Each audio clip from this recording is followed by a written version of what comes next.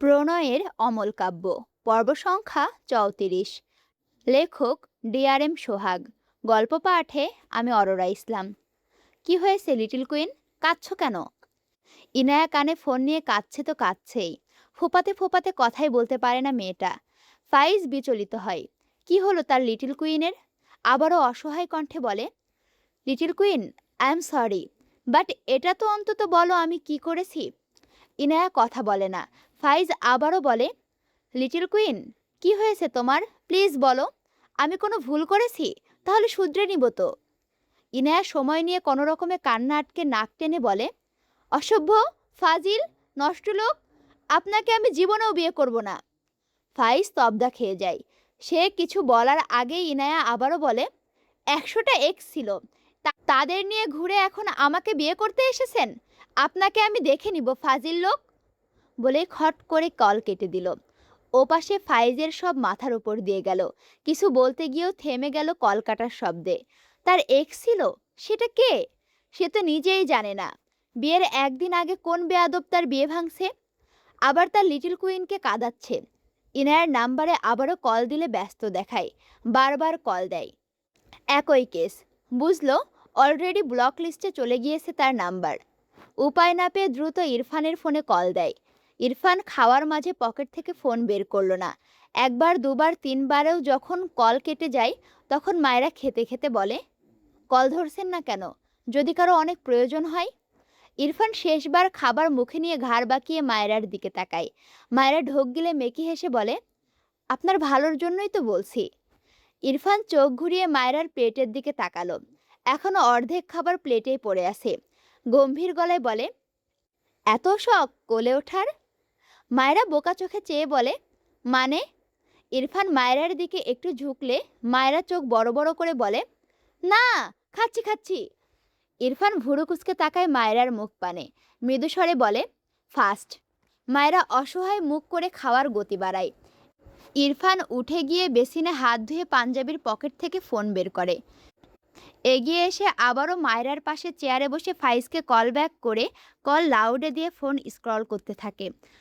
ওপাশ থেকে ফাইজ রেগে বলে, এই শালা, আমার কোন জন্মে এক্স ছিল? পাশ থেকে মায়রা খুক খুক করে কেসে ওঠে। ইরফান পানি খাওয়ার জন্য তার মুখের দিকে গ্লাস বাড়িয়েছিল। মায়রার কাশির শব্দে দ্রুত মায়রার সামনে গ্লাস রাখে। মায়রা সামনে গ্লাস দেখে দ্রুত পানি খায়। ইরফান বিরক্ত হয়ে বলে, কি প্রবলেম? আরে তোর বোন কেঁদে কেটে অবস্থা খারাপ করে দিয়েছে। আমার নাকি 100টা এক্স ছিল। কোন জন্মে ছিল সেগুলো? এইসব কথা ওর কানে কে ঢুকিয়েছে? ইরফান একটু থেমে কিছু একটা ভেবে নির্দ্বিধায় বলে, শুদ্ধ।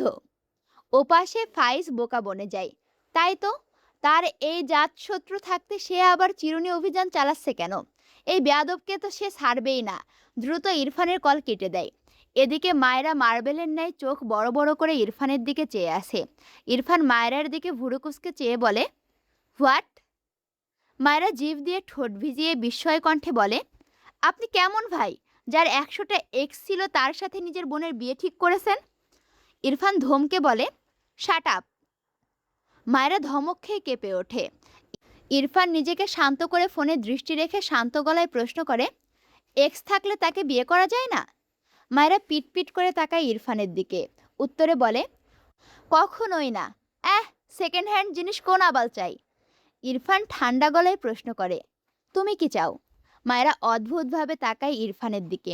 কথার পিঠে বলে ফেলে, আমার তো বিয়ে হয়ে গিয়েছে। ইরফান ফোনে দৃষ্টি রেখেই ঠোঁট বাঁকায় সামান্য। মৃদুস্বরে বলে, তোমার হাজব্যান্ড ফার্স্ট হ্যান্ড নাকি সেকেন্ড হ্যান্ড? মায়েরা পিটপিট করে ইরফানের দিকে তাকিয়ে থাকে। ইরফানের কথাটা বোঝার চেষ্টা করছে বোধহয়। ইরফান হাতের ফোন রেখে মায়েরার দিকে ফিরে বলে, আপাতত যে কোলে বসতে চাইছো এটা শিওর। মায়েরা চেঁচিয়ে ওঠে, না। ইরফান রেগে বলে, খাচ্ছ না কেন স্টুপিড? 5 মিনিটে সব শেষ না করলে থাপ্পড় দিয়ে সব দাঁত ফেলবো। মায়েরা মাথা নিচু করে মুখ ভেঙিয়ে গপ গপ করে খেতে থাকে। খাওয়া শেষে ইরফানের দিকে তাকালে ইরফান বসা থেকে দাঁড়িয়ে যায়। গট গট পায়ে তার রুমের দিকে চলে যায়। মায়েরার মাথায় প্রশ্ন ঘুরছে, ইরফানের কি এক্স ছিল? ইরফানকে জিজ্ঞেস করতে ইচ্ছে করলো, কিন্তু সাহসে কুলায় না মেয়েটার। আবার বিড়বিড় করে, এমন খবিশ লোকের পাশে 2 মিনিটও কোনো মেয়ে টিকে থাকতে পারবে না, এক্স তো দূরে থাক। এই বেয়াদব শালা, তোর লজ্জা করে না ছোট বোনের পিছে লাগতে? শুদ্ধ টান টান হয়ে আয়েশ করে বিছানায় শুয়ে আছে। হেসে বলে, লজ্জা তো নারীদের ভূষণ আমার সুমন্দি, আমি কেন এসব নিয়ে ঘুরবো? ফাইজ দাঁত কিরমির করলো। একে হাতের কাছে পেলে এক্ষুনি খুন করত। আর সহ্য করা যাচ্ছে না। রাগে চিৎকার করে বলে, আমার বউকে কাদালি কেন? তোকে ছাড়বো না বলে দিচ্ছি। শুদ্ধ পাত্তা না দিয়ে বলে, চাইলেও ছাড়তে পারবি না সোনা, আমি তোর হবু সম্বন্ধী যে। ফাইজ রেগে বলে, আমার বোনকে কি করে বিয়ে করিস সেটাই আমি দেখব। বেয়াদব, এতদিন আমার পিছে লেগে আমার ছোট বউটাকে কাঁদাচ্ছিস? শুদ্ধ মুখটা ইনোসেন্ট করে বলে, সত্যি কেঁদেছে ইনায়া? ফাইজ ওপাশ থেকে চিৎকার করে বলে, না, হেসেছে। শুদ্ধ হেসে বলে, তাহলে তুই এত প্যারা নিচ্ছিস কেন? হাসি মুখ দেখতে পারিস না বলে পিক তুলে দিব? খবরদার, আমার বউয়ের আশেপাশে গিয়েছিস তো তোকে কেটে কুচি কুচি করবো আমি, বেয়াদব। শুদ্ধ মন খারাপের ভান করে বলে, বুঝেছি বুঝেছি, তোর বউ কেঁদেছে। আমার তো তোর বোনকে কাঁদানোর দায়িত্ব, বউকে না। ও কাঁদলো কেন রে? আমি তো শুধু ওর কলিগদের সাথে থাকা পিকগুলো দিয়েছি। বিশ্বাস কর, যারা তোর কোলে উঠতে চাইছিল শুধু তাদেরটাই দিয়েছি। দূরত্ব আছে যাদের মাঝে, ওদেরটা দেইনি। আসলে তুই বস হিসাবে কলিগদের সাথে কত অমায়িক সেটাই বোঝাতে চেয়েছি আর কি। ভালো করিনি ব্রো। ফাইজ হতাশার নিঃশ্বাস ফেলল। এর মতো বেয়াদবকে বন্ধু হিসেবে বয়ে বেড়াতেই যান যায় অবস্থা। আবার তার বোনকে বিয়ে করে আরেকটা সম্পর্ক বাড়াবে। এর অত্যাচার সহ্য করবে কি করে? শুদ্ধ মিটিমিটি হেসে বলল, ইরফানের জন্য সিনিয়র মেয়ে দেখছি, তোর জন্যও দেখবো নাকি? ফাইজ দাঁতে দাঁত চেপে বলে, আমাদের কারোর জন্য দেখতে হবে না, তুই বরং তোর জন্যই দেখ। কারণ আমি আজকেই ফারহার বিয়ে ঠিক করতে যাচ্ছি। আমার বিয়ের পরদিন ওর বিয়ে হবে। তোর মতো বেয়াদবকে আমার সুমন্দি বানানোর কোনো ইচ্ছা নাই। বলে খট করে কল কেটে দিল। শুদ্ধ বোকা বনে চেঁচিয়ে উঠল, আয় আমার বউ। ততক্ষণে কল কেটে গিয়েছে। কি জ্বালা, সে একটু না হয় মজাই করেছে, তাই বলে তার বউকে তার থেকে কেড়ে নিবে? কত বড় সাহস! ও মজা করছে নাকি? না না, কোনো রিস্ক নেওয়া যাবে না। যদি সত্যি সত্যি তার না হওয়া বউটাকে অন্যের সামনে বসাই, এমনিতেই তার বউ তার থেকে দূরে সরার সুতো খুঁজে বেড়ায়। না না, লেট করা যাবে না, এক্ষুনি যেতে হবে। ভাবনা নিয়ে দ্রুত ঘর থেকে বেরোলো। গায়ে এসে শক্ত কিছুর আঘাত লাগে। শুদ্ধ ভুরু কুঁচকে ডান পাশ ফিরে তাকায়। ইনায়াকে রেগে তার দিকে তাকিয়ে থাকতে দেখে শুদ্ধ ভড়কে যায়। ভাবনার মাঝে ইনায়া তার হাত থেকে আরেকটি জুতো শুদ্ধর দিকে ছুঁড়ে মারলে শুদ্ধ চোখ বড় বড় করে দ্রুত বসে পড়ে। হায় আল্লাহ, সবাই তার পিছে লাগছে কেন? ইনায়া রেগে বলে, তোমাকে আমি ছাড়বো না শুদ্ধ। বলতে বলতে আরেকটি জুতো হাতে তুলে নিয়েছে। শুদ্ধ কোনো দিকে না তাকিয়ে এক দৌড়ে দরজার দিকে যায়। পিছন থেকে একটার পর একটা জুতো আসছে। শুদ্ধ চিল্লিয়ে বলে, সি সি সি, বড় ভাইকে এসব দিয়ে আপ্যায়ন করছিস? ইনায়া রেগে বলে, তোমাকে এর চেয়েও জঘন্যভাবে আপ্যায়ন করা উচিত। আমার বিয়ে ভাঙতে চাও কেন তুমি? শুদ্ধ পিছু ফিরে একবার তাকালে দেখলো ইনায়া আবারও জুতো ছুঁড়ে মারছে। শুদ্ধ লাফ দিয়ে দুপা ডান দিকে যায়। মায়েরা খেয়ে উঠে তার ঘরে যেতে চেয়েছিল, তার আগে এই জুতো ছোড়াছুড়ির পাল্লায় বেচারি তবদা খেয়ে চেয়ে আসে। শুদ্ধ ইনোসেন্ট ফেস বানিয়ে মায়েরাকে বলে, মায়েরা, তোমার ননদিনীকে বোঝাও তো, আমি তার বড় ভাই, আমাকে উঠতে বসতে সালাম দেওয়া উচিত ওর। ইনায়া রেগে বলে, কোনো দিন দিব না সালাম, দরকার পড়লে রাস্তার কুকুরকে সালাম দিব, তাও তোমাকে না। মায়েরা একবার ইনায়াকে দেখছে, আরেকবার শুদ্ধকে দেখছে। শুদ্ধ কোনো রকমে দরজা খুলে দরজার কাছে দাঁড়িয়ে বলে, কিরে, আমার জুতো কই? ইনায়া দু হাতে দুটো জুতো ছুঁড়ে মারে শুদ্ধর দিকে। শুদ্ধ চিংড়ি মাছের মতো লাফ দিয়ে কয়েক পা পিছিয়ে যায়। একটুর জন্য লাগলো না। শেষমেশ বোনের হাতে জুতোর বাড়ি। দ্রুত জুতো দুটো পরে নিয়ে বাইরে বের হয়। একটু পর শুদ্ধ বাইরে থেকে উকি দিয়ে বলে, বেয়াদব বোন, তোর খবর আমি বাংলাদেশের সব নিউজে করব। ওপরে বড় বড় করে লিখে দিব, বেয়াদব আলী, যে তার বড় ভাইকে ন্যূনতম সম্মান করে না, শালি পাপিষ্ঠ। ইনায়া রেগে বলে, তোমাকে সম্মান করলে আমি পাপিষ্ঠ হয়ে যাব। তখন ভালো মানুষেরা কাঁদতে শুরু করবে পাপিষ্ঠকে সম্মান করার শোকে। শুদ্ধ চোখ বড় বড় করে, কত বড় বেয়াদব বোন তাকে অপমান করছে। দাঁত কিরমির করে বলল, ফাইজের ভেতর কিন্তু তোর ভাইয়ের মতো থাপ্পড়ের মেশিন সেট করব, আমার পিছে লাগিস। ইনায়া চেঁচিয়ে বলে, আর আমি তোমার বইয়ের ভেতর ঝালের ড্রাম সেট করব, যেন তুমি তাকে টাচ করলে ঝালের শক লাগে। শুদ্ধ ইনোসেন্ট ফেস বানায়। তার না হওয়া বউ তো এমনি কারেন্ট মরিস। আরও হলে তাকে মঙ্গল গ্রহ যাওয়া থেকে কেউ আটকাতে পারবে না। ভাবনার মাঝে আরেকটা জুতো শুদ্ধর মুখের দিকে আসলে শুদ্ধ বেচারা ঠাস করে দরজা লাগিয়ে দেয়। ইনায়া কেঁদে কেটে অনেকগুলো জুতো নিয়ে এসেছিল শুদ্ধকে মারতে। কত বড় সাহস তাকে কাদায়! তার পার্সোনাল ব্যাড বয়কে নিয়ে উল্টাপাল্টা বলে। মায়েরা ইনায়ের দিকে একটু এগিয়ে এসে বলে, কি হয়েছে আপু? রুমা নওয়াজ বোনের ঘর থেকে বেরিয়ে এসে জিজ্ঞেস করলেন, কি হয়েছে, এমন চিল্লাচিল্লি করছিস কেন? বলতে বলতে দেখলো ইনায়ের পাশে কয়েকটা জুতো, আবার দূরে কোথাও কোথাও ছড়িয়ে আছে। মনে হচ্ছে জুতোর র্যাক থেকে সব জুতো বের করেছে। রুমা নওয়াজ ভুরু কুঁচকে বলে, কি হয়েছে, তুই জুতো নিয়ে কি করছিস? ইনায়া নিজেকে সামলে তার ঘরের দিকে যেতে যেতে বলে, কুকুর এসেছিল, তাকে তাড়িয়ে দিয়েছি। রুমা নওয়াজ অবাক হলেন। তাদের বাসায় কুকুর কোন দিক দিয়ে আসবে? এ জীবনে তো আসেনি, আজ হঠাৎ কোন দিক দিয়ে আসলো? মায়েরা ইনায়ের পিছু পিছু যায়। সে কিছুই বুঝলো না হয়েছে কি ইনায়া আপুর। মায়েরা ইনায়ের ঘরে গিয়ে ইনায়াকে জিজ্ঞেস করে, আপু, কি হয়েছে তোমার? তোমার হবু বরের নাকি 100টা এক্স? ইনায়া রেগে বলে, মায়েরা! মায়েরা ঝাঁকি দিয়ে উঠে বুকে থুথু দেয়। এরা দুই ভাই বোন একই মনে হচ্ছে। রেগে গেলে কি করে নিজেই জানে না। ইনায়া নিজেকে সামলে নাক টেনে শান্ত গলায় বলে, শুদ্ধ ভাই মিথ্যা বলেছিল আমাকে। ভাইয়া এসে আমাকে বলেছে শুদ্ধ ভাইয়ের জন্য আমি তাকে ভুল বুঝে ব্লক করে দিয়েছি সবখান থেকে।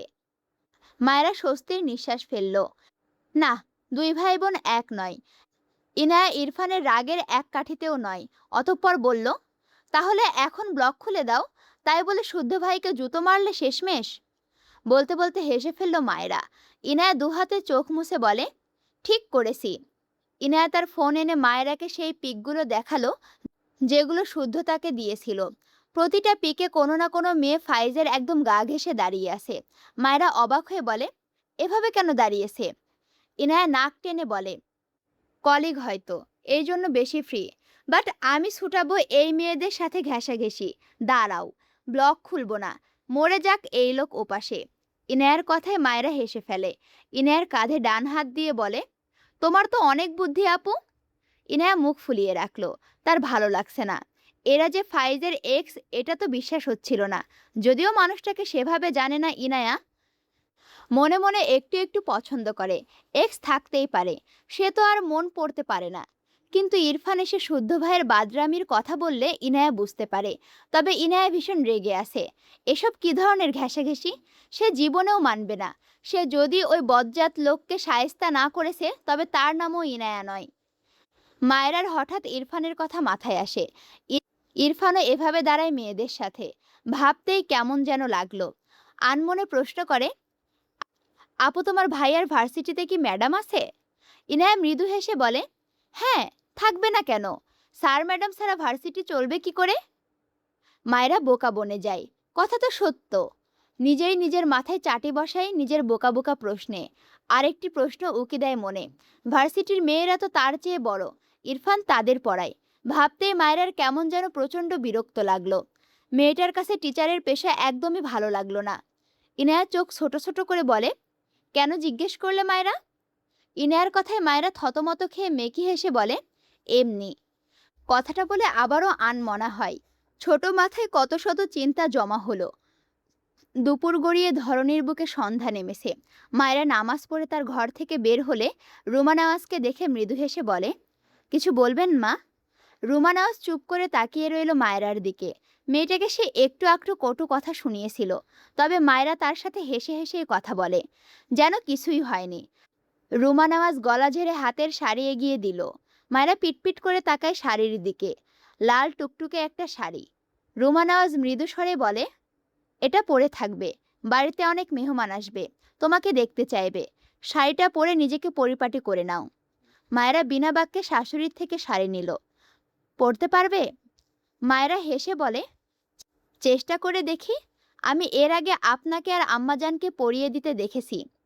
রুমা নওয়াজ ভুরু কুঁচকে বলে, আম্মাজানকে? শুদ্ধ ভাইয়ের মা। রুমা নওয়াজ কেমন করে যেন তাকালো মায়েরার দিকে।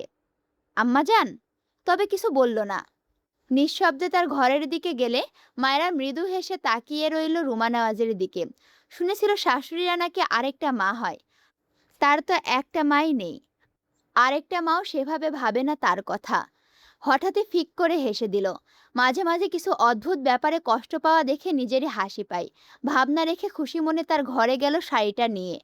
অনেক কসরত করে মায়েরা লাল শাড়িটা গায়ে জড়িয়েছে।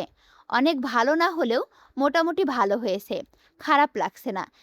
নিজে নিজে পড়তে পেরে ভীষণ খুশি মায়েরা। অনেক সময় নিয়ে শাড়ি গায়ে জড়িয়েছে মেয়েটা। ইনায়ের বিয়ে উপলক্ষে ইরফানের সব কাজিন সহ তাদের বাবা মা এসেছে। সাহেল ইরফানের বড় ফুপির ছেলে, শিহাব ইরফানের ছোট ফুপির ছেলে, মিশকা তামান্না ইরফানের মামাতো বোন, রাতুল রিয়া ইরফানের চাচতো ভাই বোন। এরা সবাই মিলে তার মা বাবাকে নিয়ে এসেছে। মায়েরা অসহায় চোখে চেয়ে আছে, কারণ তার গলায় গুনে গুনে 4টে চেন পরিয়ে দিয়েছে ইরফানের মামি, দুজন বড় ফুপি, একজন কাকি। সবাই এক এক করে মায়েরাকে চেন পরিয়ে দিয়েছে। মায়েরা সবার মাঝে মধ্যমণি হয়ে বসে আছে। মেয়েটার কেন যেন ভীষণ অদ্ভুত লাগছে। ইরফানের বড় ফুপি মায়েরার থুতনিতে হাত বুলিয়ে সেই হাত তার ঠোঁটে ছুঁয়ে বলে, এমন এক পরেই তো খুঁজছি আমার সাহেলের জন্য। মায়েরা লজ্জা পায়। শুদ্ধ জুতোর বাড়ি খেয়ে গিয়েছিল ফাইজের বাড়ি, আবারও ফিরে এসেছে। তার খালা মামি মামারা এসেছে, কাজিন এসেছে, দেখা তো করতেই হবে। ঘরে ঢুকতে তার খালার কথাটা শুনে নেয়। এগিয়ে এসে বলে, খালামণি, তোমার সাথে আমার ইম্পর্টেন্ট কথা আছে। শুদ্ধর কথায় সবার মনোযোগ শুদ্ধর দিকে যায়। মায়েরাকে নিয়ে ইরফানের মামিরা বসেছে মূলত মায়েরার ঘরে। শুদ্ধ উকি দিয়ে ভেতরে ফাঁক ফোকর দিয়ে এসেছে। ইরফানের ফুপি শুদ্ধকে দেখে বলে, আমার বাবা এতক্ষণ পর কই থেকে আসলি? শুদ্ধ হেসে তার খালাকে এক হাতে জড়িয়ে নেয়। ফিসফিস করে বলে, শোনো, সাহেলের জন্য মায়েরাকে নিতে পারো। ইরফান তো মানে না মায়েরাকে, বুঝলা? শুদ্ধর কথা সবাই না শুনলেও তার বড় খালা আর মায়েরা শুনতে পেয়েছে। মায়েরা চোখ বড় বড় করে তাকায় শুদ্ধর দিকে। শুদ্ধ বড় খালা শুদ্ধর কান টেনে বলে, আসতে না আসতে বাদরামি শুরু করেছিস। এরই মধ্যে সাহেল ঘরে প্রবেশ করে। এগিয়ে এসে শুদ্ধর পাশে দাঁড়িয়ে মায়েরার দিকে তাকায়। মায়েরা ক্রিম কালারের একটি হিজাব মাথার উপরে দিয়েছে। এত মানুষের জন্যই মূলত নিজেকে একটু একটু ঢাকার প্রয়াস। সাহেল গলা ঝেড়ে মায়েরার থেকে চোখ সরিয়ে নেয়। তার মায়ের দিকে তাকিয়ে বলে, আম্মু, আমাকে একটা রুম দিতে বলো, ভীষণ টায়ার্ড আমি। শুদ্ধ সাহেলকে ধাক্কা দিয়ে ফিসফিসিয়ে বলে, তোর পাত্রী দেখছি আমরা, আর তুই আসিস রুম নিয়ে? আরে এবার বিয়েটা করে নে। সাহেল ভুরুকুসকে বলে, মেয়ে কোথায়? শুদ্ধ মেকি হেসে বলে, আরে বলদ, ইরফান তোর বউকে মানে না, তাই তুই ওকে বিয়ে করবি, রাজি? সাহেল বিরক্ত চোখে তাকায় শুদ্ধর দিকে, রেগে বলে, এসেই আমার হাতে থাপ্পড় না খেতে চাইলে বাজে বকা অফ কর। এমনিতে অন্য কেউ ভেবে ওর জন্য দিলে ঘন্টা বেজে গিয়েছে, পরে দেখি ইরফানের বউ। দিলি তো ভেঙে চুরে শেষ, তুই আবার লবণ ছিটিয়ে দিতে আসছিস।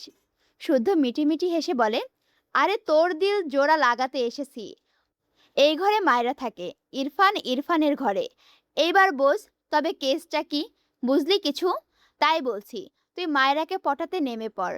যে কয় ভাই, শুদ্ধ যে আসলে একটা বাদর, এইখান থেকে তাই বোঝা যায়। আচ্ছা, তোমাদের পক্ষ থেকে সবার হয়ে শুদ্ধকে আমি একটি কথা বলতে চাই। সেই কথাটি হচ্ছে, তুমি যে আসলে ভণ্ড তা আমরা জানি, বুঝছো? আচ্ছা, আবার গল্পে আসি। সাহেল মাথা চুলকে বলে, এসব কিভাবে করে? আমার দ্বারা তো হয় না। শুদ্ধ বিরক্ত হয়ে বলে, ইরফানের পাছার সাথে পাছা ঘষা দিয়ে এসে আমার কাছে টিপস চাইছিস? যা ভাগ, নিরামিষের দল কোনহানকার। সাহেল রেগে বলে, মুখের ভাষা ঠিক কর শালা। খবরদার, আমার কোনো পাতানো বোনের দিকে নজর দিয়েছিস তো? সাহেল মায়রার দিকে তাকালো। মায়রা শুদ্ধ আর সাহেলের দিকে তাকিয়েছিল। এরা কি ফুসুর ফাসুর করছে সেটাই বোঝার জন্য, কিন্তু সাহেলের সাথে চোখে চোখ পড়ায় বেচারি থতমত খেয়ে দ্রুত মাথা নিচু করে নিয়েছে। ইস, তাকে কি ভাবলো? সাহেল মৃদু হাসলো। এই মেয়ে তো আস্ত এক পুতুল। একে নাকি ইরফান মানে না। বিয়ের পরপরই শুনেছিল ইরফান এক বাচ্চাকে বিয়ে করেছে, আর ইরফান তাকে মানে না। তারা সবাই এটা জানে, কিন্তু তার মায়েরা সবসময় বলে, কখনো না কখনো তো মেনেই নিবে। কবে মানবে তার আগে সে পটিয়ে নিলে মন্দ হয় না, তবে আরেকটু হাসি দীর্ঘ হয়। কিছুক্ষণ পর মিশকা, তামান্না, রিয়া মায়রার ঘরে আসে। পিছু পিছু রাতুল, শিহাবও আসে। রাতুল মায়রার দিকে হাত বাড়িয়ে বলে, হাই নতুন ভাবি। মায়রা বিব্রত বোধ করে। সাহেল রাতুলকে টেনে বলে, 100 হাত দূরে থাকবি। রাতুল চোখ ছোট ছোট করে বলে, তোর কোথায় জ্বলছে? ধরতে চাইলাম ইরফানের বউয়ের হাত। জ্বলছে তোর, কি ভয়াবহ রোগ। শুদ্ধ রাতুলের গায়ে চাপড় মেরে বলে, কারেক্ট, তুই পয়েন্ট ধরতে পেরেছিস তাই না? সাহেল রেগে তাকায় শুদ্ধর দিকে, বেয়াদব একটা। মায়রার পাশে বসা রিয়া বলে ওঠে, তোমরা এই ঘর ফাঁকা করো তো ভাই। কেউ কিছু বলার আগে ইরফান দরজায় দাঁড়িয়ে গম্ভীর গলায় বলে, কি হচ্ছে এখানে? ইরফানের কথায় সবাই দরজার দিকে তাকালো। মায়েরাও মাথা তুলে তাকায়। ইরফান শক্ত চোখে মায়েরার দিকে চেয়ে আসে। মায়েরা ঢোক গিলল। সে আবার কি করলো? ইরফান ঘরের ভেতরে প্রবেশ করলে সব ছেলেরা একসাথে বলে ওঠে, ইরফান তোর খবর কি? মেয়েরা বলে ওঠে, কেমন আছো ইরফান ভাই? ইরফান মায়েরার দিকে চেয়ে উত্তর করে, ভালো। ঘর থেকে বের হও সবাই। ইরফানের কথায় সবাই একটু অবাক হয়। ইনায়া দরজার পিছনে দাঁড়িয়ে বলে, ভাইয়া সরে দাঁড়াও, ভেতরে যাব। ইরফান সরল না, বিরক্ত কণ্ঠে বলল, এই ঘর 1 সেকেন্ডের মাঝে ফাঁকা চাই। শুদ্ধ মিটিমিটি হাসছে। আর কেউ না বুঝলেও সে তো বুঝেছে। ইরফানের কথা কেউ অমান্য করল না। মন খারাপ করে সবাই বেরিয়ে গেল। সাহেল ভুরু কোসকালো। শুদ্ধ যে বলল এটা মায়রার ঘর, তাহলে ইরফান কি করবে? ইরফানের পাশে দাঁড়িয়ে বলে, এটা তো মায়রার ঘর, তুই এখানে কি করবি? ইরফানের সহ্য হলো না সাহেলের নাম ধরে ডাকা। শক্ত চোখে সাহেলের দিকে চেয়ে দাঁতে দাঁত চেপে বলে, সেই কৈফিয়ত। শুদ্ধ সাহেলকে টেনে ঘর থেকে বের করে নিয়ে যায়। এই দুটোর দ্বন্দ্ব লাগলে সারানো যায় না, দুটোই সমান সমান বলা যায়। সাহেল 40% তেরা, ইরফান 60% এই আর কি। সাহেল শুদ্ধকে ধাক্কা দিয়ে বলে, কি প্রবলেম, এভাবে টেনে আনলি কেন? শুদ্ধ মেকি হেসে বলে, চল তোকে আমি বাঘ মামার গল্প শোনাই। আর এক ছিল সিংহ। তারপর সাহেল বিরক্ত হয়ে বলে, তোকে আমার 5 বছরের বাচ্চা মনে হচ্ছে? শুদ্ধ হেসে সাহেলের থুতনি ধরে বলে, তোকে আমার সন্টু, মন্টু, ইন্টু মনে হচ্ছে। এই নামগুলো শুনলেই মনে হয় ছোট বাচ্চারা ভাত খাবে না বলেই বায়না করেছে, আর তাদের মা তাদের জোর করে খাওয়াচ্ছে। সাহেল বিরক্ত হয়ে বড় বড় পা ফেলে এগিয়ে যায়। শুদ্ধ হাসলো। ইনায়া মন খারাপ করে বলে, ভাইয়া একটা দিনই তো, একদিন আমরা সবাই মিলে একসাথে থাকি। ইরফান ভুরুকুসকে বলে, নিজেদের ঘরে যা। ইনায়া খুশি হয়ে হাত নেড়ে বলে, মায়েরা আসো দ্রুত। মায়েরা বেড থেকে নেমে দাঁড়ায়। এগোতে নিলে ইরফান মায়েরার হাত টেনে ধরে। শক্ত গলায় বলে, তোমাকে যেতে বলেছি আমি। মায়েরা পিটপিট করে ইরফানের দিকে তাকায়। ওপাশ থেকে ইনায়া অবাক হয় ভাইয়ের ব্যবহারে। ইরফান ইনায়ের দিকে চেয়ে বিরক্ত কণ্ঠে বলে, যাবি এখান থেকে? হঠাৎই শুদ্ধ কোথা থেকে এসে ইরফানের সামনে তার ফোনের স্ক্রিন ধরে। ইরফান বিরক্ত মুখে চোখ সরাতে গিয়েও সরায় না। শুদ্ধ মিটিমিটি হাসছে। ইরফান রাগে শুদ্ধর ফোন চোখের পলকে নিয়ে আছাড় মারল। শুদ্ধ চেঁচিয়ে বলে, মা, আমার প্রথম বউ। ইনায়া এক দৌড় দেয়। তার ভাই কোনো কারণে রেগে আছে বুঝেছে। এদিকে মায়েরা বারবার ঢোক গিলছে। শুদ্ধ অসহায় চোখে তার ফোনের দিকে তাকিয়ে আছে। আজকে একটা ফোন কিনতে হবে। ইরফানের দিকে তাকালে দেখল ইরফান মায়রার দিকে শক্ত চোখে চেয়ে আছে। শুদ্ধ কিছু একটা ভেবে বলে, ইরফান, ওর কোনো দোষ নেই, ওকে। আর কিছু বলার আগে ইরফান শুদ্ধর মুখের ওপর দরজা লাগিয়ে দেয়। শুদ্ধর অসহায় লাগলো। সাহেল মায়রার পাশে বসেছিল একবার, ওই রকম ইন্টেনশনে না, টাচও করেনি। সে বসে মায়রার দিকে চেয়েছিল মুগ্ধ নয়নে। শুদ্ধ তো এত বড় সুযোগ হাতছাড়া করার বান্দা নয়, কিন্তু এর জন্য মায়রাকে আবার যদি এই ভরা মানুষের মাঝে মারে, কি কেলেঙ্কারিটাই না হবে। ভেবে শুদ্ধ নিজের করা কাজে নিজেই যেন অনুতপ্ত হলো। ভাবনা রেখে ফোনটা কুড়িয়ে নিয়ে উল্টে পাল্টে দেখতে দেখতে এগিয়ে গেল। শাড়ি পরেছো কেন? ইরফানের শক্ত কণ্ঠে মায়রা কেঁপে ওঠে। আমতা আমতা করে বলে, মা পড়তে বলেছিল। ইরফান রেগে ধমকে বলে, পড়তে বললেই পড়বে, সেন্স নেই? খোলো এসব, এক্ষুনি খোলো। বলতে বলতে নিজেই মায়রার মাথার হিজাব ছুঁড়ে ফেলে। বাম কাঁধে থাকা শাড়ির আঁচল টান মেরে খুলে দেয়। মায়রা চেঁচিয়ে ওঠে। লজ্জায় দ্রুত উল্টো ঘুরে দাঁড়ায়। ইরফান রেগে মায়রাকে টেনে তার দিকে ফেরায়। মায়রা আঁচলটা তোলার সময় পায়নি। লজ্জায় মেয়েটা কেঁদে দিয়েছে। ইরফান কেমন করে যেন মায়রার পুরো শরীরে চোখ বুলায়। হঠাৎই কেমন অস্বাভাবিক লাগলো নিজেকে। বারবার ঢোক গিলল। ইরফানের দৃষ্টিতে মায়েরার শরীর নেতিয়ে আসে। ইরফান মাথায় এদিক ওদিক নাড়িয়ে শাড়ির আঁচল ধরে ঘোরাতে নিলেই মায়েরা দ্রুত এগিয়ে এসে ইরফানের সাথে সিটিয়ে গিয়ে দাঁড়ায়। দুহাতে মুখ ঢেকে ইরফানের সাথে লেগে দাঁড়িয়ে যায়। ইরফান সাথে সাথেই মায়েরাকে ধাক্কা দিতে নিলে মায়েরা ফুপিয়ে বলে, প্লিজ এমন করবেন না। আমি খুলছি শাড়ি। আমি পরবো না আর শাড়ি। সরি। আসসালামু আলাইকুম রহমতুল্লাহ। কেমন আছো তোমরা সবাই? তোমরা যে হা করে তাকায় আছো এরপরে ইরফান কি করবে সেটা দেখার জন্য তোমাদের হার মধ্যে মাছি ঢুকে যাবে, বুঝলা? আর হ্যাঁ, হা না করে থেকে মুখটা বন্ধ করে ভিডিওতে লাইক কমেন্ট শেয়ার করো, বুঝছো? লাইক কমেন্ট শেয়ার করার দিকে নাই, সব এক একটা বাদর আর বাদরানি। দেখা হচ্ছে পরবর্তী ভিডিওতে। পরবর্তী ভিডিও যেন মিস না হয় সেজন্য আমার চ্যানেলটি সাবস্ক্রাইব করে সাথে থাকো, বুঝছো? দেখা হচ্ছে পরবর্তী ভিডিওতে। আমি তোমাদের সাথে আছি, তোমাদের অপ্রিয় পাঠিকা অরোরা ইসলাম। আল্লাহ হাফেজ।